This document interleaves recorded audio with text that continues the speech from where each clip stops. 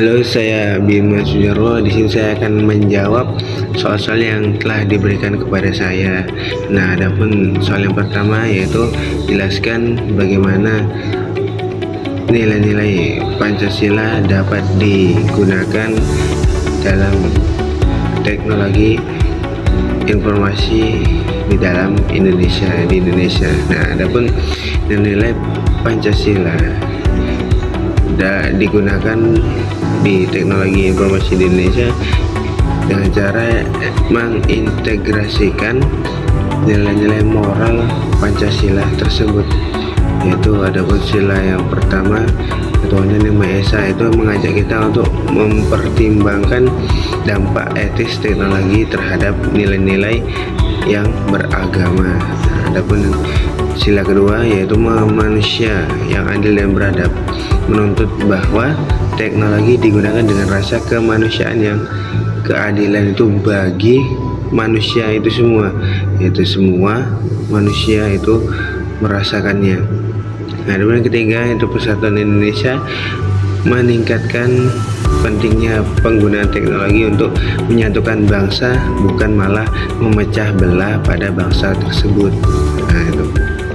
Ada sila yang keempat yaitu kerakyatan yang dipimpin oleh hikmat kebijaksanaan yaitu dalam konteks ini menekan bahwa partisipasi dan musyawarah dalam pengembangan teknologi itu sendiri.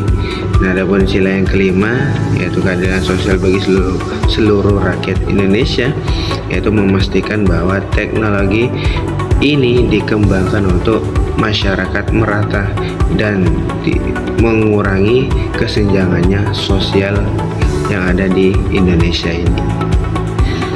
Nah, adapun untuk soal yang kedua yaitu apa arti penting Pancasila sebagai ideologi negara dalam menjaga kedaulatan digital bangsa. Nah, adapun Pancasila sebagai ideologi negara ini sangat penting dalam menjaga kedaulatan digital bangsa, karena ya menjadi landasan moral dan etika dalam menghadapi tantangan era digital seperti hoax, ujaran kebencian, ujaran ketidakenakan, dan juga budaya asing yang dapat merusak persatuan dan jati diri bangsa. Nah, adapun nilai Pancasila membimbing pemanfaatan teknologi dengan bijak dan membangun kesadaran bela negara di ruang yang cepat seperti digital. Nah, sehingga bangsa tetap kokoh mempertahankan nilai budaya, kesatuan, dan juga keadilan sosial. Maka dengan demikian Pancasila berfungsi sebagai kompas yang menjaga kedaulatan bangsa. Nah, adapun untuk soal yang ketiga yaitu berikan contoh bukti nyata atau hipotetis yang di bidang teknologi yang dapat diselesaikan dengan mengamalkan sila kedua dan ketiga. Nah, adapun untuk sila yang kedua yaitu contoh kasusnya itu penggunaan media sosial sering digunakan untuk menyebarluaskan ujaran kebencian.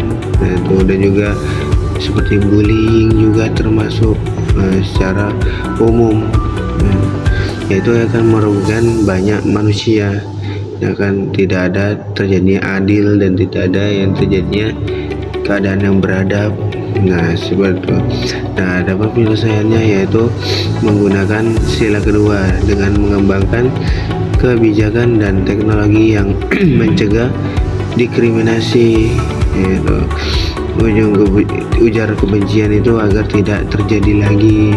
Nah, serta melindungi hak asasi manusia di dunia digital seperti algoritma AI, juga termasuk yang tidak sesuai dengan aturannya, yaitu algoritma AI yang tidak diskriminasi contohnya, dan juga melakukan kampanye anti bullying di media sosial ya, guna untuk mencegah, guna untuk tidak terjadi peluasan bullying ini ya, sehingga terjadilah keadilan, dan juga keberadaban dalam bermedia sosial.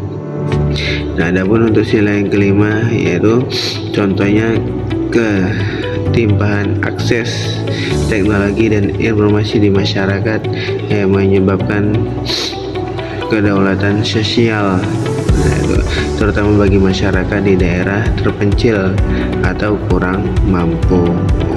Maka sini juga terjadi di terpencil kota-kota yang kecil, tidak terjangkau jaringan, maka di situ diupayakan untuk memanfaatkan tepatnya seperti misalnya program penyebaran teknologi ke daerah-daerah terpencil atau penggunaan platform digital yang eksklusif, yaitu tanpa diskriminasi. Itu semua akan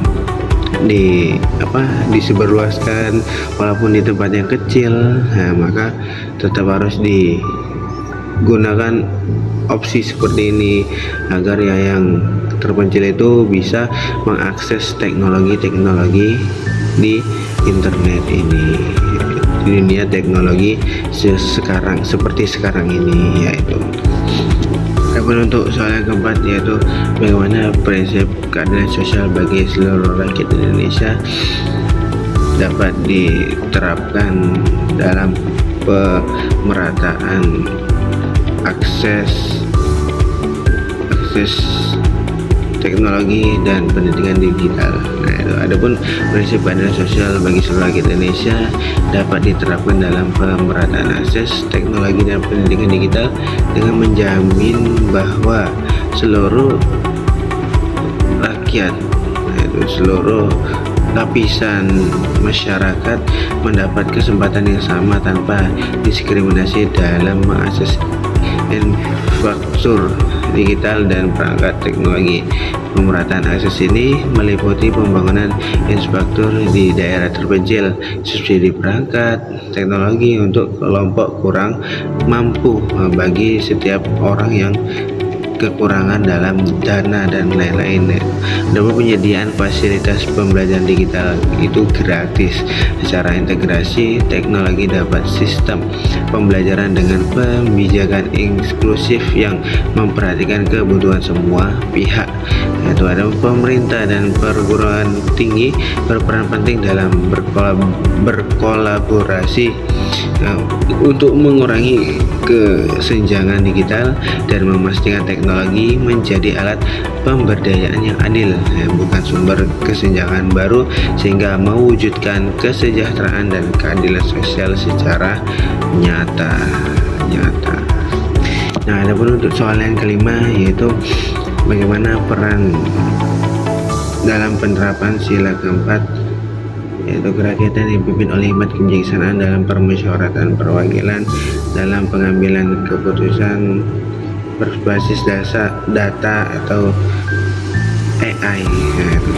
Ada penerapan sila keempat Pancasila dalam proses pengambilan keputusan berbasis data atau sistem kecerdasan buatan, maksudnya AI, dapat dijelaskan seperti meski keputusan didukung oleh data dan teknologi AI, prinsip kerakyatan yang dipimpin oleh hikmat kebijaksanaan ini tetap dijunjung tinggi dengan cara keputusan harus melibatkan musyawarah dan perwakilan rakyat. Artinya hasil analisis data oleh AI tidak menjadi keputusan sepihak, melainkan dipertimbangkan secara bijaksana oleh para pemimpin dan wakil rakyat yang mewakili aspirasi masyarakat. Proses ini mengutamakan pertimbangan rasional, etis, dan moral serta dialog terbuka agar keputusan yang diambil benar-benar mewakili kepentingan bersama dan tidak hanya berdasarkan algoritma atau data semata.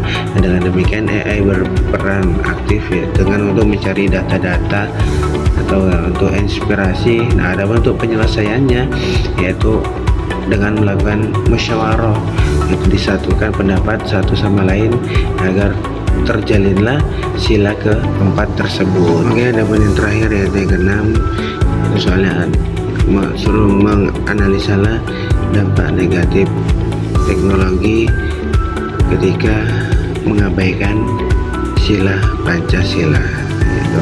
Namun dampak negatif yang akan terjadi ya banyak, bukan hanya satu tapi ada banyak. Nah, adapun ini ada hanya beberapa yang saya sampaikan untuk menjawab soal tersebut. Nah, adapun yang pertama yaitu akan terjadinya pelanggaran hak cipta dan hak kekayaan intelektual yang tidak sesuai dengan nilai keadilan dalam Pancasila kita. Nah, selanjutnya yaitu meningkatkan kejahatan siber karena kurangnya etika dan pengawasan moral dari kita sendiri. Lalu selanjutnya penurunan moralitas dan krisis nilai kemanusiaan terutama pada generasi muda ini. Nah, akibatnya budaya digital yang mengedepankan individualisme tanpa nilai Pancasila. Lalu selanjutnya ya luntur rasa persatuan dan nasionalisme, meningkatnya sifat individualisme yang bertentangan dengan nilai persatuan dan kerakyatan dalam Pancasila. Lalu ya bisa dikatakan terakhir itu akan terjadinya penyebaran informasi palsu dan konten yang bertentangan dengan nilai-nilai luhur bangsa yang dapat merusak pada bangsa kita sendiri. Mungkin ya cukup sekian jawaban dari saya atas soal-soal yang diberikan. Baik kurangnya saya mohon maaf yang sebesar-besarnya.